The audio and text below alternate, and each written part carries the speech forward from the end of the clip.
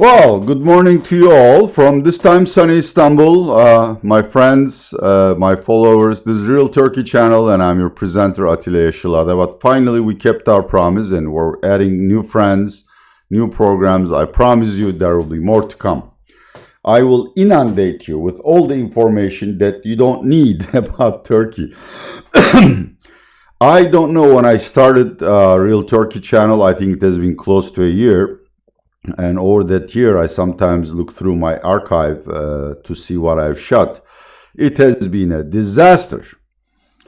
I mean, I have criticized and badmouthed Turkey so much and I've heralded so much bad news. I am startled that people still come to Turkey and do business. But that's not because I don't like Turkey. I don't. But that's because I try to be real and impartial as much as I can. And things didn't really go too well for Turkey over that last year. It's just coincidence. This time, though, I have good news, qualified good news. And I'm really glad I'm doing a video where then I don't go and try to shoot myself or bury my sorrows in tea. Since people of all ages watch this video, there are certain things that I cannot mention and I shall not mention them. What am I talking about? I'm talking about Turkey landing the grand prize in international lottery. And that is natural gas. We have discovered natural gas in an offshore field called Sakarya-I off our coast in the Black Sea. That's towards the north of Turkey. You know, we're undergirded by seas. In the north, we have Black Sea, then Dardanelles and the Bosphorus connect to Marmara Sea, which splits Thrace and Anatolian Turkey, and to the south, we have Ionian or Aegean Sea, and then the Eastern Mediterranean. I could have just said Turkey is a peninsula. I am sorry. It's still too early, and I suppose I haven't had enough coffee. Turkey is a chronic energy importer. Even though we have made some strides in terms of developing our renewable energy sources, clearly for a country of 80 million people with an average GDP of 9.5 or exchange rate changes every day, $9,000, renewable energy, which has started only 10 years ago, is not sufficient. We really have almost no oil or natural gas. And the coal we have is called lignite. It pollutes a lot and it has low calorific content. It's not, the coking coal that is used in industrial heating, power conversion, or in steel production that we import.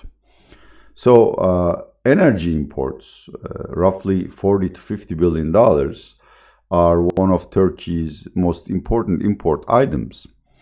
The Turkish government always claims that Turkey runs such a foreign deficit because we have large energy imports, which is not true.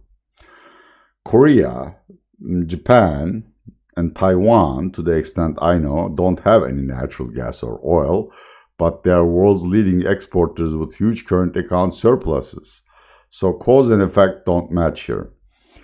We produce current account deficits because we have an ill-educated workforce, our capital equipment is aged, and we have poor economic management. But that's a different question we shall discuss another day. The Sakarya find was first reported as 320 billion cubic meters. I am sorry for my Anglo-Saxon followers. I don't know how many cubic feet that is. But it's quite a bit. Put it this way, Turkey burns roughly 40 billion cubic meters of gas per annum. So 320, assuming it can all be exploited, is something like 8 years supply. It's considered a very large field. But apparently that field, that dome, is like baklava pastry, or börek pastry, which means it comes in layers and only the first layer contains 320. But thanks to new technology and Turkish drill ships, Türkiye Petroleum Ortaklıkları, TPOA, which is in charge of this exploration as well as development activities, has dug deeper, and according to Bloomberg reports as well as Turkish press reports, next week the reserve number would be updated. I believe that Turkey will announce up to 800 billion cubic meters of gas, which is a game changer in many ways. Now, clearly, this reserve needs to be proven by international auditors, certified, and we need to know how expensive it is to, pull the gas out and then build a pipeline to connect it to the mainland where it can be attached to the national grid. It will take a couple of months to get answers to these questions. But given Turkey's energy dependency, even if it is more expensive, it does make sense to develop our own sources. The Turkish government claims that the gas can be exploited, that's, pumped to the mainland within 3 years. I don't think that's realistic, to be perfectly honest with you. There's one example, the Zohr field off the coast of Egypt, which took 3 years, but that was almost an superhuman effort. Usually takes 5 to 7 years, and the cost is something like $7 billion. But assuming we have 800 billion, I mean, at current spot prices, that could be worth $120 billion or so over the lifetime of the field. So it's worth spending $7 billion. If you listen to the Turkish opposition, that gas find is bogus. Similar claims have been made in the past, and it's actually a ruse to divert the attention from Turkey's raging COVID epidemic as well as the economic stagnation. Even though I am a dissident, I think this field is real to the extent I have discussed it with experts. Though how much of it can be exploited, we really would not know. No one knows until you drill more wells and test the porosity, the pressure, etc., other technical characteristics of this field. Usually, in a field like that, you can exploit 60 to 70%. So if you say 60% and 800 cubic billion meters of gas, that's still roughly 500 billion cubic meters. And that's huge. I mean, assuming we pump 20 billion cubic meters of that, which is roughly half of our current need, Turkey would be saving something like roughly $6 billion. You may wonder, of course, if you watch this video carefully, why am I now talking about something that would materialize 5 to 7 years later? Aha! There comes the rub. Turkey buys most of its natural gas through long-term contracts from Iran, Azerbaijan, and Russia. These are 25 to 30-year contracts where the price changes very slowly. So much so, I'm really sorry, that the average price of natural gas that we pay for these three pipelines is far in excess of what we would have paid had we bought it on the spot market. Why don't I give you a precise figure of how much we pay per billion cubic meter? Because it's considered a national secret. I don't know why, but it is. But I have read some reliable estimates. Iran gas is very expensive, but the Russian gas, for which there's a lot of material, is probably 3 times more expensive than spot liquefied natural gas. And the good thing is that all of these long-term contracts are expiring between 2021 and 2026. So if within the next 3 months or so, Turkey can prove that these, I have no doubt that these reserves exist, that they can be exploited, then it has leverage in renegotiations, and it can ask Russia, Iran, and Azerbaijan for a large discount, or at least a pricing formula that's indexed to the spot market price. And again, I don't want to bore you with technical calculations, but it is feasible that our current account deficit would decline something like $2.5 to $4 billion starting next year. Assuming that next year, based on growth forecast, we would report a current account deficit of $25 billion, even $4 billion is quite a bit. It helps to stabilize lira. And over the years, as the date of actual delivery of this gas approaches, then our advantage would increase. Now, this natural gas find and our increased capacity to negotiate for cheaper contracts is not only good for current account deficits, it has other advantages. We use natural gas for heating and electricity production, and it's very expensive.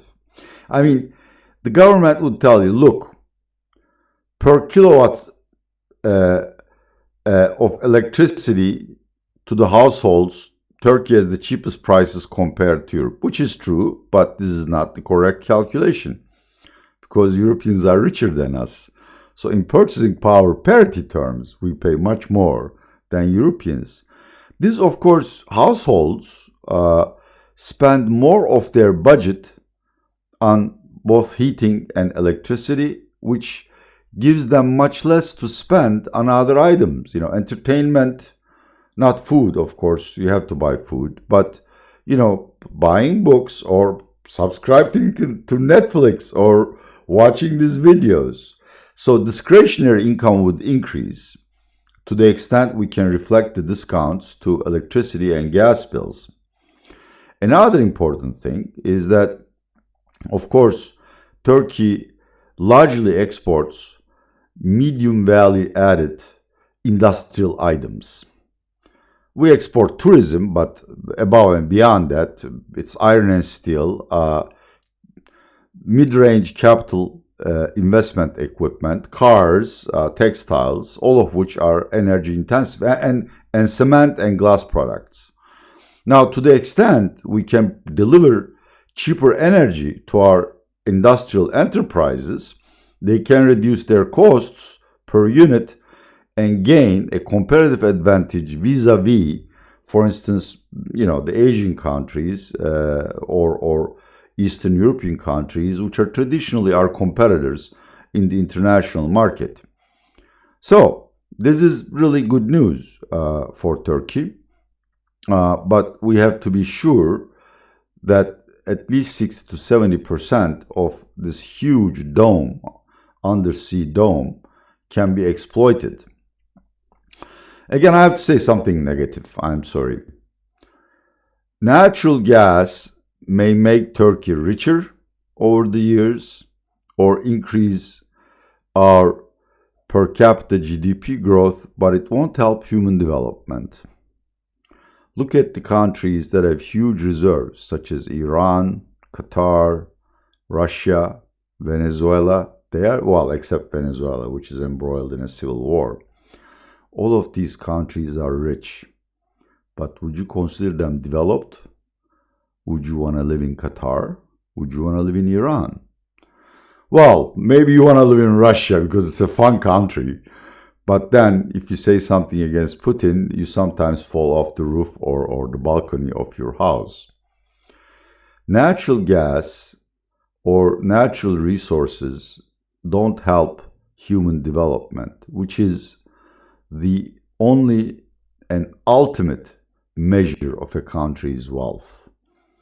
For that, we need to change Mr. Erdogan's mentality so that he spends more on health, education, preventing child marriages, and of course, technological innovation and R&D. But hey, one out of the two is not bad. I mean, human development, the pace of it won't change.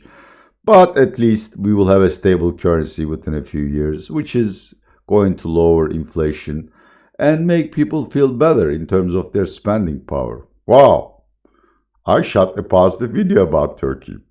I am embarrassed and I apologize sincerely. I promise to be back as soon as possible with more bad news, verging on calamity. This is Atilla Eşilada presenting for Real Turkey channel. Stay safe and catch you next time. Bye bye.